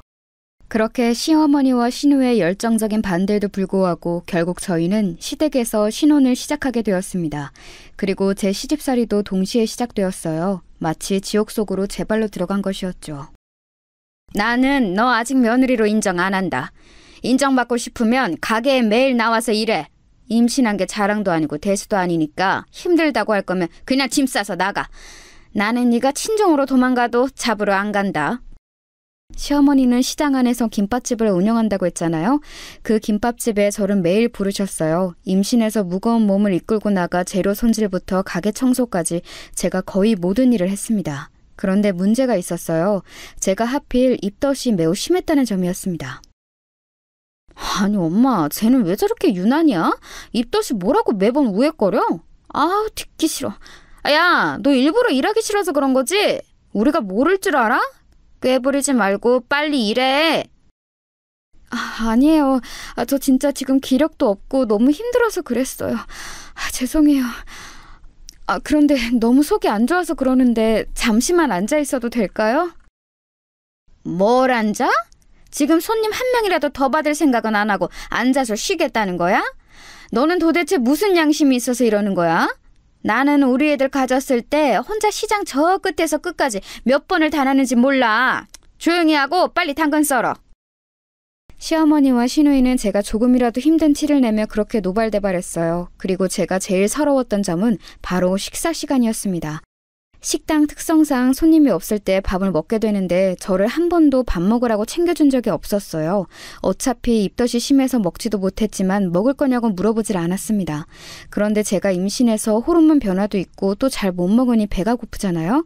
그래서 친정엄마가 해준 음식이 그렇게 먹고 싶었어요. 어머니, 저 오늘 가게 퇴근하고 친정에 다녀올게요. 엄마가 저 임신했다고 집에 와서 밥을 좀 먹고 가라고 하셔서요. 먹고 금방 집에 가겠습니다. 아주 그냥 친정에서 살지 그러냐? 출가 외인이라는 말 못 들어봤어? 결혼하면 그냥 우리 집의 사람이 되는 건데 너는 시댁에 잘 보일 생각은 안 하고 그렇게 친정에 가고 싶어? 그리고 입덧 한다면서 무슨 밥이야? 한 입으로 두 말을 하는 거야? 아니, 그게 아니라 입덧해서 음식을 못 먹어서 배가 고파서요.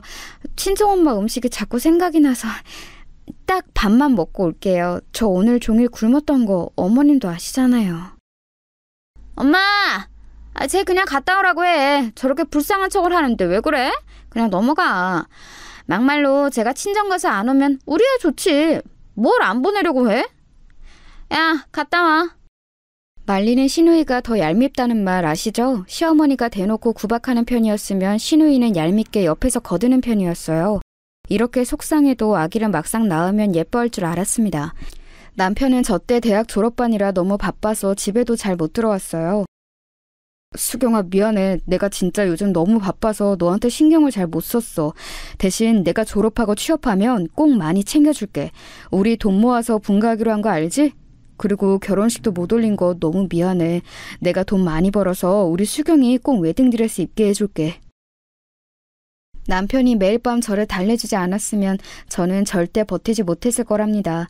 이렇게 전쟁 같은 임신 기간을 거치고 저는 마침내 아기를 낳았어요. 아기의 성별은 공주님이었습니다. 어휴, 나도 너는 꼭 필요 없는 딸을 낳니? 이왕 낳는 거 아들을 낳았어야지. 그러면 내가 널 조금이라도 예뻐했을 텐데 쟤는 예뻐하고 싶어도 예뻐할 수가 없어. 어머님, 그래도 우리 아기 아빠를 많이 닮았어요. 그러니까 귀엽게 봐주세요. 하나도 안 귀여워. 꼴도 보기 싫으니까 방에서 거실로 데리고 나오지 마라. 아유, 아기 핑계로 일 안 할 생각도 하지 말고 당장 다음 주부터 가게 나와. 알겠어? 시어머니는 제가 딸을 낳았다고 대놓고 싫어하셨어요. 아들을 낳아 대를 이어야 하는데 그러지 않았다고 어찌나 구박했는지 모릅니다. 심지어 저는 시댁에서 살았기 때문에 남들은 다 하는 산후조리도 제대로 하진 못했어요. 아기가 아직 100일도 지나지 않았는데 그 신생아를 데리고 김밥집에 나가 재료 손질을 했습니다. 손님들이 오히려 그런 저를 걱정하곤 했었죠. 문제는 시어머니가 그렇게 제 딸을 싫어했으면서 제가 친정에 가는 것은 더 싫어했다는 거였습니다. 엄마가 제가 가게에서 일할 때는 아기를 대신 봐준다고 하셨어요. 그럼 저도 아기한테 신경 쓰지 않아도 되니까 좋을 것 같아요. 내일부터는 가게에 나오기 전에 친정에 들리도록 할게요. 야, 무슨 소리를 하는 거야? 너 결혼한 건 맞아? 어느 며느리가 그렇게 친정에 매일 가니? 그리고 그 반지하에서 아기를 돌보면 뭐 얼마나 돌본다고 그러는 거야? 너는 네 아기 건강 걱정도 안 되니? 반지하여도 그래도 있을 건 다 있어요. 친정엄마가 그리고 아기를 워낙 좋아하셔서 보고 싶다고 했어요. 제가 가게에 나올 때만 봐주신다고. 아예 애 데리고 그럼 친정으로 영원히 가. 내 아들 앞길 망치지 말고 그냥 가라고. 지금 너 좋을 대로 행동하는데 그게 맞아? 하고 싶은 거 다 하면서 사는 게 말이 되냐? 시어머니는 친정 얘기만 나오며 극도로 싫어하셨어요. 그렇다고 우리 딸을 예뻐하지도 않았는데 왜 저러는지 이해가 가지 않았습니다. 시어머니는 아기의 안 좋은 부분은 다 제 탓을 하셨어요. 못생기게 우는 것을 보니까 딱 너랑 똑같다. 나중에 쟤도 고등학교도 안 나오는 거 아니니? 나는 벌써 걱정된다. 아, 엄마! 고등학교 졸업을 요즘 누가 안 해? 중졸이 특이한 거지. 나는 그래서 처음에 얼마나 놀랐는지 몰라. 대졸과 중졸의 만남이 흔한 것은 아니잖아? 시어머니와 시누이는 심지어 저를 앞에 두고 대놓고 흉을 보기도 했습니다. 이런 상황이 지속되면서 남편과의 사이도 나빠지기 시작했어요. 제가 시댁에서 이렇게 구박받을 때 남편은 옆에 없었거든요. 처음에는 대학에 다니다가 졸업하고 취직하며 더 바빠졌습니다. 여보, 수경아, 네 마음은 알겠어. 그런데 나 일하고 와서 힘들어. 안 그래도 지치고 피곤한데 왜 자꾸 옆에서 징징대는 거야? 내 생각도 좀 해줘. 당신, 우리 딸 기저귀 한번 갈아준 적 있어? 육아는 내가 다 하잖아.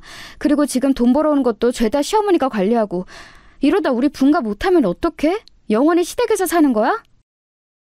말을 왜 그렇게 하는 거야? 그리고 우리가 영원히 부모님 모시고 살면 그게 어때서? 뭐 그게 죽는 법이라도 되는 거야? 오히려 돈 관리는 엄마가 해주고 편하게 먹고 자고 할 수 있는데 당신은 왜 그래? 나는 결혼하고 명절에 일하느라 친정에도 못 갔어. 우리 엄마도 나랑 우리 딸 보고 싶어해. 당신도 알잖아. 그런데 나는 그런 엄마 마음 알면서도 가게 나오느라 얼굴도 못 보러 가잖아. 갑자기 그 얘기는 또 왜 나오는 거야? 대신 명절 전후로 나랑 처가 방문하잖아. 우리가 영원히 못 보게 하는 거야? 그건 아니잖아. 그리고 출간 외인이라는 말도 있는데. 피곤해. 나 그냥 잔다. 그만 얘기해. 남편은 회사에 다니기 시작하면서 유난히 피곤함을 내비쳤어요. 심지어 나중에는 아이가 칭얼거리는 소리가 듣기 싫다고 저보고 나가서 달래라고 했습니다. 그래서 아직 걷지도 못하는 우리 딸을 데리고 새벽에 시댁을 나가 길거리에서 달래곤 했어요. 이런 서러운 환경 속에서 저는 그래도 나중에는 이런 상황이 나아질 거라 기대했습니다. 역시 그건 제 착각이었어요. 저는 시댁에서 일하면서 단 한 번도 월급을 받은 적이 없었습니다. 새벽 6시까지 나가서 혼자 재료를 다듬고 청소하고 제일 힘든 일을 했는데 아무도 저에게 돈을 챙겨주질 않았어요. 심지어 저는 시댁에서 살며 집안일도 제가 다 했거든요. 퇴근하고 시댁에 가면 집안일이 어마어마했답니다. 야, 너는 빨래도 제대로 못해? 흰옷을 빨간 옷하고 같이 빨면 어떡해? 다 물들어서 아예 못 입게 됐잖아. 이런 상식도 없는 거야?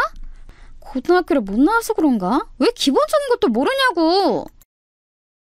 죄송해요. 제가 원래 따로 빨래하는데 오늘은 급해서 못 골라냈어요. 제가 대신 열심히 색 빼볼게요. 너무 화내지 마세요. 당장 입고 나가야 한다고! 내가 어제부터 그렇게 신신당부했는데 왜 못 알아들어? 짜증나. 제대로 하는 게 하나도 없어.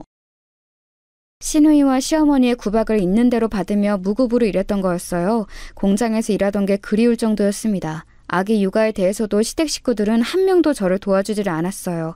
그래서 혼자 육아하고 살림하느라 몸이 하나인 게 원망스러웠습니다. 시아버지도 완전 전형적인 말 없는 어른이었어요. 저를 구박하진 않았지만 그렇다고 예뻐하거나 그러지도 않으셨죠. 문제는 하나 더 있었어요. 바로 친정 생활비였습니다. 친정엄마가 저와 동생을 홀로 키우며 일하다 다쳤다고 했잖아요. 제가 그래서 고등학교도 다니지 않고 공장에서 일한 거였고요. 그때는 제가 일하며 월급을 받으면 죄다 집에 가져가서 괜찮았어요. 그런데 결혼 후에는 시댁 김밥집에서 일하니 돈을 줄 수가 없었습니다. 제가 혹시 몰라서 결혼 전에 몰래 모은 돈을 엄마에게 다 주고 왔었는데 그 돈도 몇 년이 지나니 다 쓰고 없었던 거죠. 수경아, 엄마가 나가서 돈 벌려고. 당연히 그래야 하는 거니까 너네 신경 쓰지 마. 민영이도 내년이면 대학에 가니까 미리 돈을 모아놔야 학교를 보내지. 민영이가 공부를 잘해서 대학에 갈 수 있을 것 같아. 그래? 그거 진짜 다행이네. 엄마 그래도 너무 무리하지 마. 안 그래도 몸이 성한 것도 없으면서 나 걱정된다. 혹시라도 비상금 필요하면 은행 가서 대출 받지 말고 나한테 말해. 알겠지? 알겠어. 너는 나랑 민영이한테 신경 쓰지 말고 시댁에 잘해. 김서방은 독립할 생각은 없대? 아기가 크면 너희끼리 사는 게 좋을 텐데 말이야. 나도 모르겠어. 일단 어머님이 돈을 모아주신다고 해서 월급을 다 어머님 드리거든. 그 돈이 얼마인지 어떻게 얼마나 저금하고 있는지 나도 몰라. 조만간 진지하게 얘기해야지. 엄마, 나 이제 들어가야 해. 또 전화할게. 친정엄마는 돈이 없으니 당신이 나가서 다시 일하기 시작하셨어요. 저는 당연히 엄마의 딸이니까 엄마가 고생하는 것을 원하지 않았습니다. 사실 그리고 공장에서 일하는 것보다 시댁의 김밥집에서 일하는 것이 더 힘들었어요. 시어머니가 나오기 전에 미리 가서 모든 것을 준비해야 했거든요. 또 손님이 오면 응대도 제가 해야 했습니다. 그러면서 돈은 전혀 받지 못했어요. 돈을 받는 게 문제가 아니라 아기용품이 필요해서 돈을 달라고 할 때 오히려 눈치가 보일 정도였습니다. 어머님, 아기 옷이 지금 다 낡아서 새로 사야 할 것 같아요. 10,000원만 주시면 안 될까요? 아까 오다 보니까 시장에서 아기 옷을 세일하더라고요. 가서 한 벌만 살게요.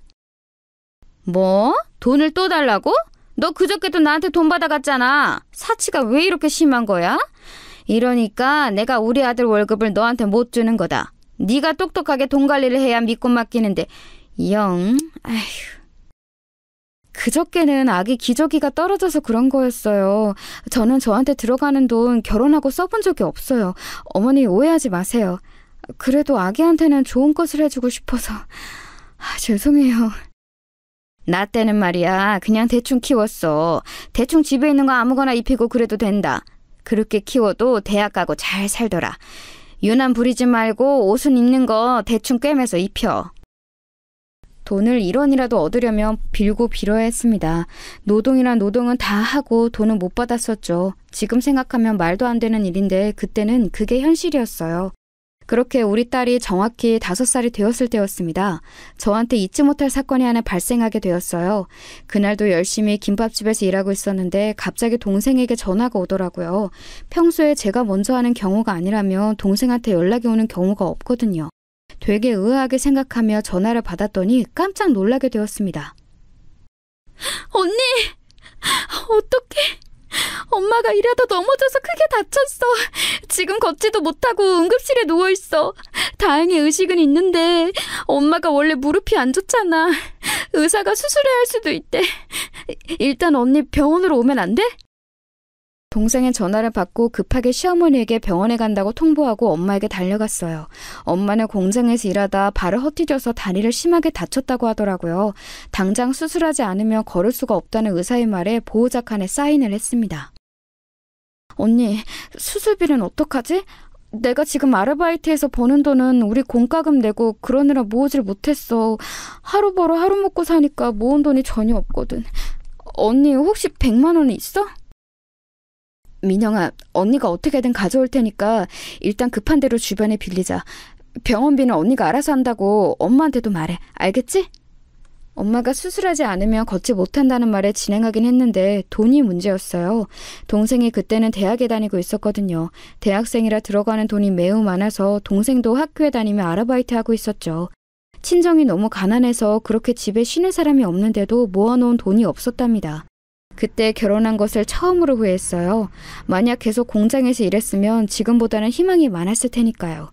저는 그때까지도 시댁에서 독립하지 못한 채로 살고 있었습니다.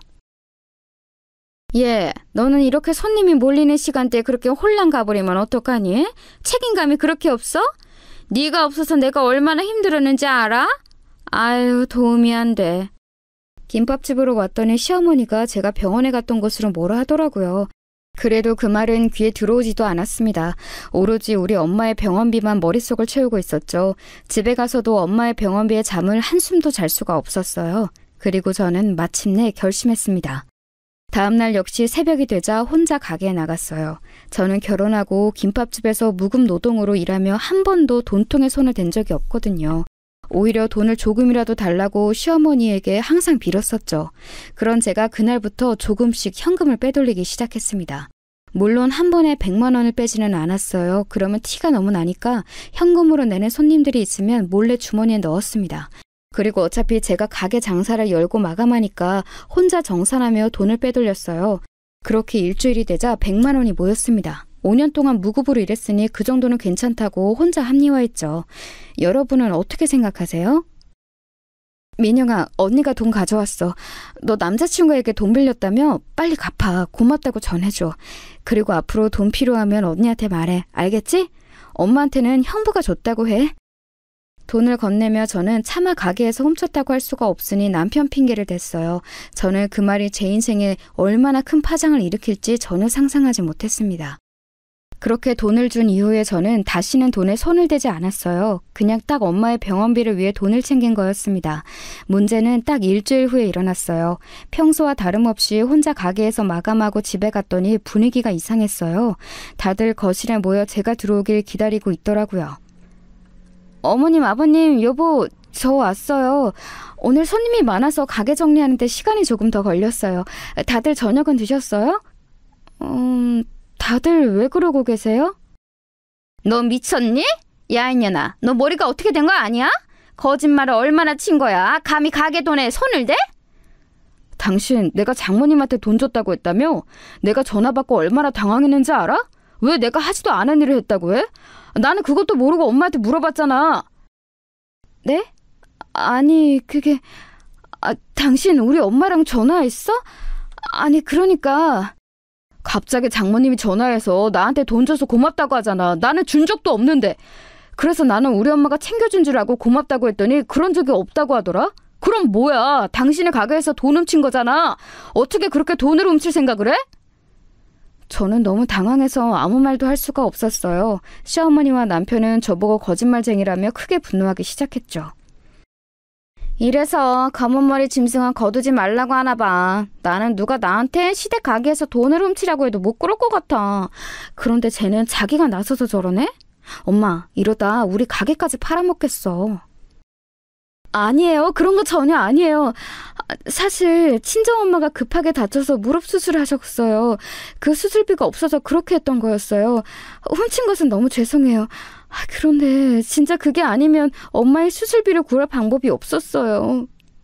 아무리 그래도 어떻게 돈으로 훔치니? 우리한테 먼저 말했었어야지. 실망이다. 아버님, 제가 그래도 시집와서 5년을 무급으로 일했잖아요. 혼자 집안일도 다 하고 가게 일까지 제일 열심히 일했는데 100만 원 정도는 가져갈 수 있지 않을까요? 저는 진짜 남편이 벌어오는 돈도 1원을 쓴 적이 없어요. 뭐? 돈 욕심이 아주 가득하네? 누가 그니까 우리 아들하고 결혼하래? 내가 그렇게 반대했는데 굳이 혼인신고하고 들어온 게 누군데? 이게 어디서 말대꾸야? 싫으면 나가라고! 어머님, 그런 뜻이 아니에요. 왜 예전부터 제가 무슨 말만 하면 그렇게 예민하게 반응하세요? 저는 시집 오고 한 번도 어머님께 대든 적이 없었어요. 이날 처음으로 억울하기도 하고 당황한 상태라 어머님께 저절로 대꾸하게 되었습니다. 그런데 너무 충격적인 사건이 일어났어요. 바로 제가 어머님에게 말대꾸하자 제 남편을 때렸습니다. 너무 황당해서 뺨을 붙잡고 남편을 바라보았어요. 이게 어디서 우리 엄마한테 말대꾸해? 그리고 너만 그렇게 살아? 대한민국 며느리들은 다 그러고 사는 거야. 출가 외인이라는 말 몰라? 너도 나 좋다고 결혼해놓고 왜 이래? 왜 사건을 크게 만드냐고? 나도 다 계획이 있었는데.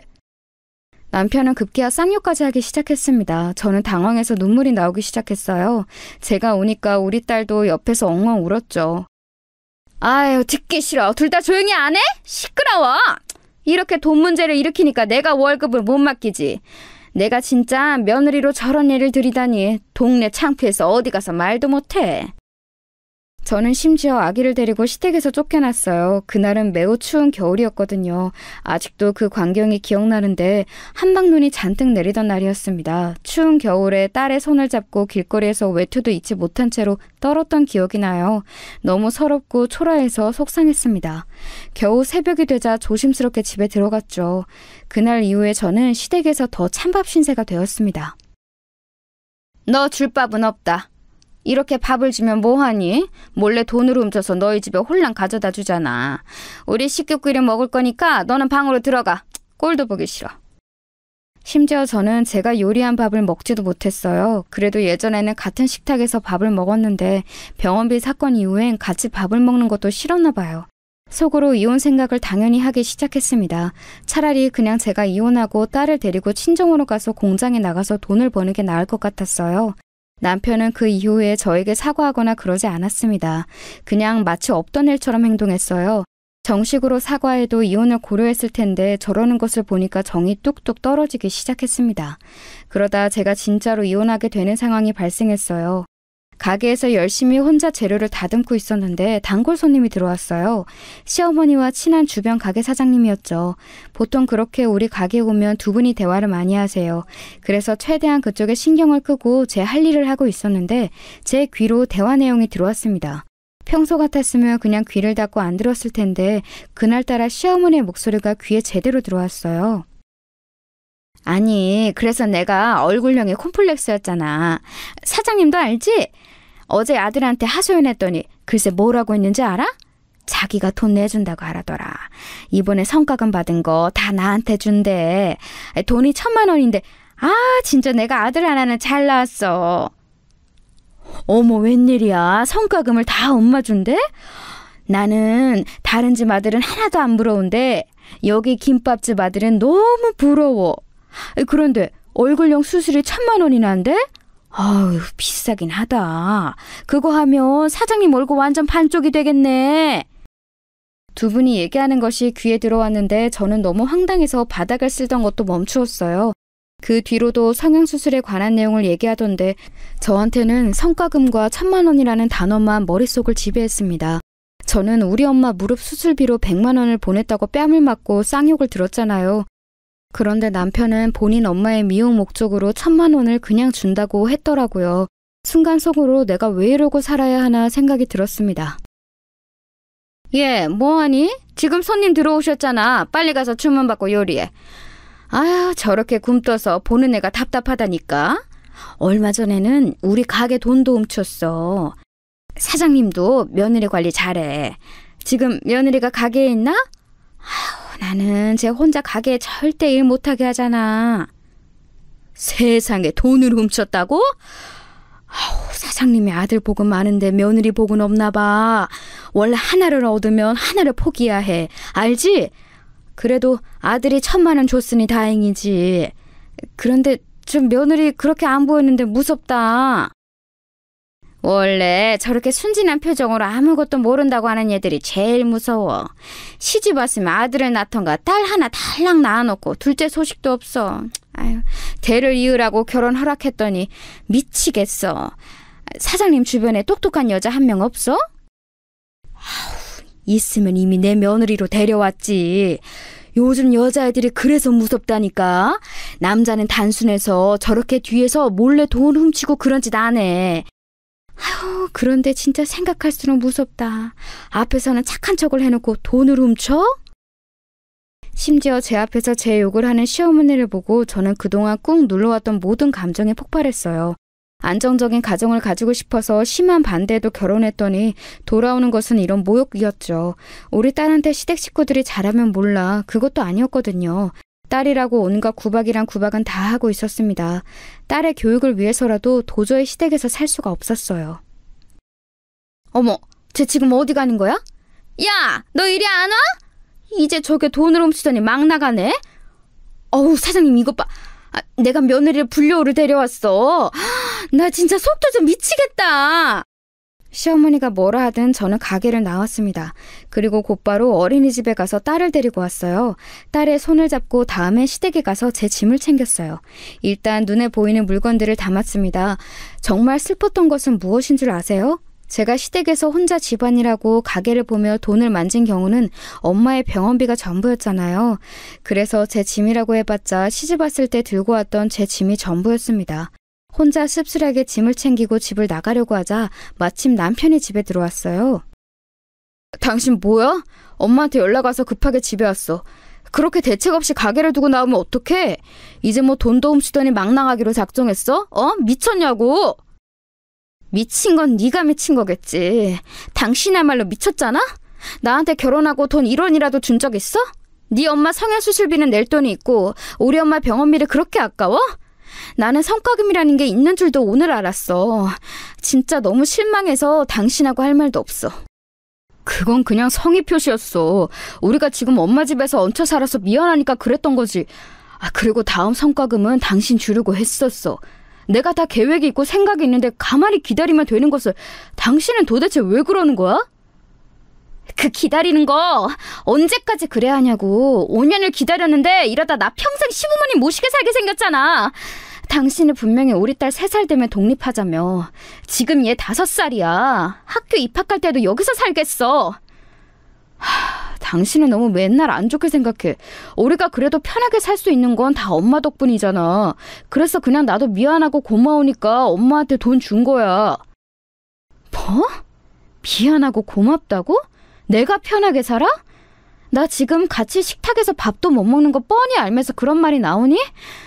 됐어. 나도 참을 만큼 참았어. 이혼하자. 나 이 집안 꼴도 보기 싫어. 뭐? 꼴도 보기 싫어? 야, 너 미쳤냐? 나름 차분하게 시작된 대화는 끝으로 갈수록 험해지기 시작했어요. 욱하는 성질이 있던 남편은 또 저에게 손을 들 것 같았습니다. 그래서 이혼을 통보하고 무작정 딸의 손을 잡고 친정으로 도망쳤어요. 그 뒤로는 당연히 난리가 났습니다. 핸드폰으로 시어머니와 남편이 끊임없이 연락이 와서 전화기를 꺼놓았어요. 그랬더니 그 둘은 저를 보러 우리 친정 반지하까지 찾아왔습니다. 당장 안 나와? 미쳤어? 돈을 훔쳐간 것도 모자라서 이제는 도망을 쳐? 너 내가 횡령으로 경찰에 신고할 거야. 그동안 편하게 우리 집에서 살더니 이렇게 배신을 해? 은혜를 이렇게 갚으면 너 저승에 가서 지옥 가. 수경아, 일단 문 열어봐. 장모님, 처제, 대화로 상황을 해결하자. 엄마, 진정해. 수경아, 이혼은 안 돼. 집안에서 다 들으며 사람이 없는 척을 했어요. 그런데 남편과 시어머니는 너무 지독했습니다. 나중에는 주인집 아주머니가 저에게 곤란하다고 나가달라는 말까지 했죠. 아니, 나도 그쪽 사정 대충 들어서 아는데 안타까워. 그런데 안타까운 마음하고 내가 피해보는 마음은 별개잖아. 이해하지? 그리고 경찰 부르는 것도 한두 번이지. 그 사람들 여기에 자꾸 부르면 우리 집에 무슨 문제 있어 보여. 아유, 됐고 세대 그냥 나가줘. 계속 우리 집을 찾아오며 행패를 부리는 모습에 저도 너무 부끄러웠어요. 그래서 친정엄마와 동생과 상의하고 다른 동네로 이사까지 갔습니다. 남편과 시어머니가 찾아올까봐 두려워서 새벽에 이사갈 정도였어요. 제가 이사 갔더니 당연히 남편은 더 난리가 났습니다. 하지만 저는 절대 물러서지 않았어요. 너는 네 엄마 얼굴 성형 수술할 돈은 있고 우리 엄마 무릎 수술할 돈은 없냐? 나는 진짜 당신이 이럴 줄 몰랐어. 이렇게 네 가족만 아는 사람이면 결혼 안 했지. 내가 너희 집에서 이제껏 어떻게 일했는데 당신이 이래?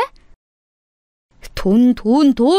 그렇게 돈이 중요해? 그냥 이대로 계속 같이 살면 어차피 나중에 우리 부모님 돌아가시면 이 집 우리 재산이야. 왜 하나를 알고 둘은 몰라? 나는 당신이 오히려 답답해. 1,000만 원 주면 우리 엄마가 기분 좋아서 당신한테 더 잘해주겠지. 너는 아직도 네 엄마를 모르냐?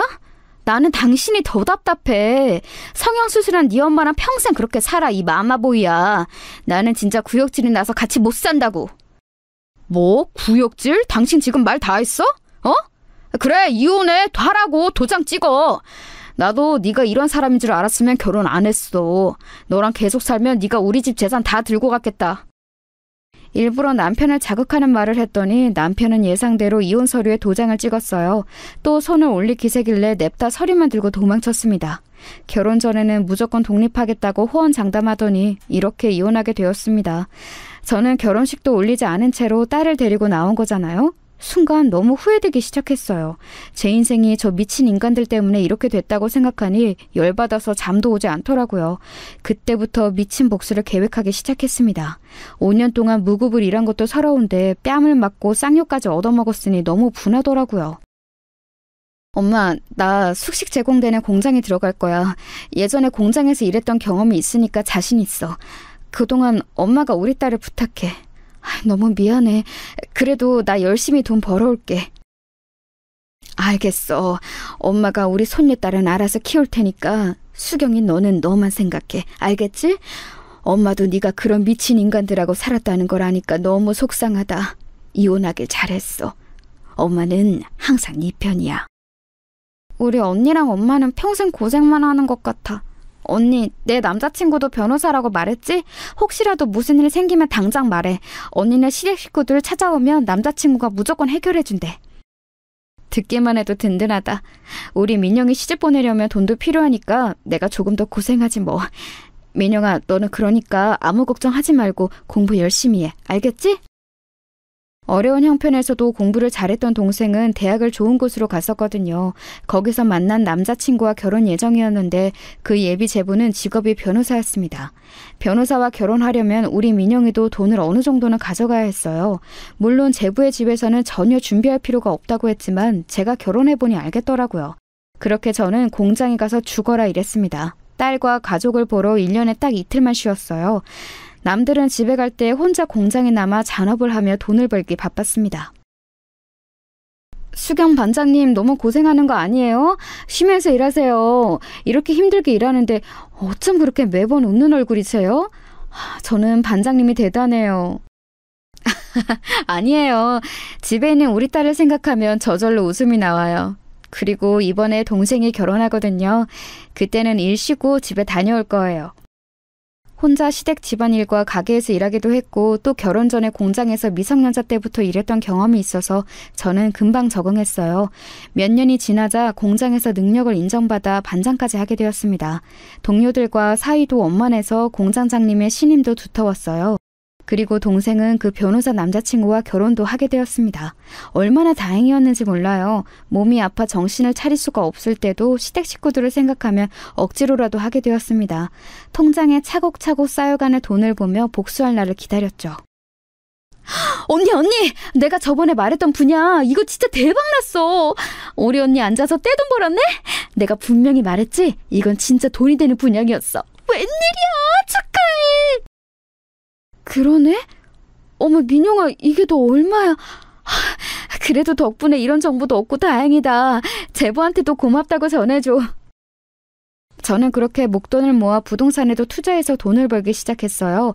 워낙 그쪽으로는 지식이나 정보가 없었는데 제부가 똑똑해서 많이 알려주었습니다. 그래서 공장에서 열심히 번 돈으로 아파트에 투자해서 어마어마한 돈을 벌기 시작했어요. 우리 셋이 반지하에서 힘들게 살았던 게 얼마 전 같은데 이제 이런 고급 아파트에서 살다니 믿기지 않아. 이게 다 수경이 너 덕분이야. 엄마가 괜히 그때 병원비가 고맙다고 사위한테 말해서. 그건 미안하다. 엄마, 오히려 엄마가 그때 그렇게 말해서 우리가 이렇게 살 수 있는 거야. 그때 말하지 않았으면 내가 남편이 그런 놈인지 몰랐을 거고 또 그 뒤로 그런 일이 안 일어났겠지. 이혼해서 이렇게 내가 정당하게 일해서 돈도 받는 거야. 맞아. 나는 언니가 이혼하길 잘했다고 생각해. 언니, 그리고 내가 남편하고 알아본 게 있어. 언니네 시댁가게 건물이 싸게 나왔더라. 그거 언니가 사는 거 어때? 시장에 있는 작은 건물이라 우리가 충분히 살 수 있어. 복수하는 거지. 뭐? 그거 좋은 생각인데? 내가 그럼 그 못된 시어머니의 건물주가 되는 거야? 민영아, 자세히 말해봐. 여러분, 권성징악이라는 말을 제가 말했던 거 기억하시죠? 저는 시어머니에게 당한 시집살이를 평생 갚지 못하겠다고 생각했어요. 그래서 항상 마음속에 억울함을 품고 살았습니다. 그런데 드디어 복수할 기회가 생겼어요. 동생의 말을 듣고 당장 부동산에 가서 확인하니 시세보다 싸게 나왔더라고요. 그래서 가지고 있던 아파트를 하나 팔고 당장 그 건물을 샀습니다. 그리고 복수가 시작되었어요. 다시 시장에 가서 시댁의 김밥집을 보니 그대로더라고요. 원래 시어머니의 성격 때문에 애초에 분식집은 장사가 잘 되는 편도 아니었어요. 김밥집을 바라보는데 예전에 제가 떠올랐습니다. 그렇게 혼자 생각에 잠겨 바라보는데 가게 안에 있던 시어머니와 눈이 마주쳤어요. 시어머니는 저를 보자 눈을 동그랗게 뜨고 가게 안에서 나왔습니다. 야, 이년아! 네가 지금 여기가 어디라고 와? 당장 안 꺼져, 이 미친 인간아! 시어머니는 저를 보자 대뜸 욕하기 시작했습니다. 그 모습을 보며 사람이 참 여전하다고 느꼈어요. 시어머니는 가만히 제가 응시하자 전화로 남편을 부르더라고요. 구역질 난다며? 왜 여길 찾아와? 다시 재혼하자고? 어림도 없어. 무슨 낯짝으로 여기 온 거야? 당장 안 꺼져? 이혼했는데 왜 온 거야? 나는 너랑 다시 살 생각 없어. 참나, 이 교양 없는 인간들은 여전하네. 야, 나도 너 같은 인간하고 계속 살 생각 전혀 없어. 내가 미쳤니? 그리고 내가 내 건물 보러 오지도 못해? 나라고 뭐 당신들 얼굴 보고 싶어서 온 줄 알아? 이 건물 이제 내 거야. 내가 내 소유 건물 보러 온 거니까 조용히 해. 월세 2배로 올릴 거야. 그게 무슨 미친 소리야? 저게 진짜 갑자기 나타나서 무슨 헛소리야? 미치려면 곱게 미쳐야지. 또 돈 훔쳐가려고? 여기, 이거 안 보여? 보이지? 내 이름 석자 적혀있지? 내가 너희 가게 건물주인이니까 행동 똑바로 해. 알겠어? 그리고 예전에 일하고 못 받은 돈도 받기 전에 입 다물어. 참고로 내 동생 남편 변호사야. 이 썩을 것들. 제가 살면서 이렇게 통쾌했던 적이 없습니다. 부동산에서 받은 서류를 시어머니와 남편에게 보여줬더니 둘은 꿀먹은 벙어리가 되었어요. 의기양양하게 일부러 가게 안에 들어가서 쭉 둘러보았어요. 예전에 돈도 받지 못하고 일했던 게 생각났어요. 시어머니와 남편 둘은 서로 바라보며 저한테 아무 말도 하지 못했죠.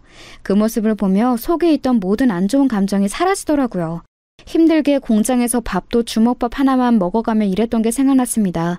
임신한 채로 김밥집에서 고생했던 것도 기억났죠. 아무 말도 못하고 눈도 못 마주치는 썩을 시댁 식구들에게 오히려 한번 웃어주고 집에 왔습니다. 그날은 너무 기뻐서 잠이 안 왔어요. 실제로 저는 그 뒤로 일부러 제 건물을 자주 방문하고 있답니다. 제가 보이면 시어머니는 가게 밖으로 나오지도 않아요. 그 모습이 너무 웃겨서 여러분께 보여주고 싶을 정도랍니다. 이렇게 악한 사람은 결국 다 되돌려받는다는 것을 알게 되었어요. 여기까지가 제가 준비한 사연입니다. 다들 재밌게 들으셨나요?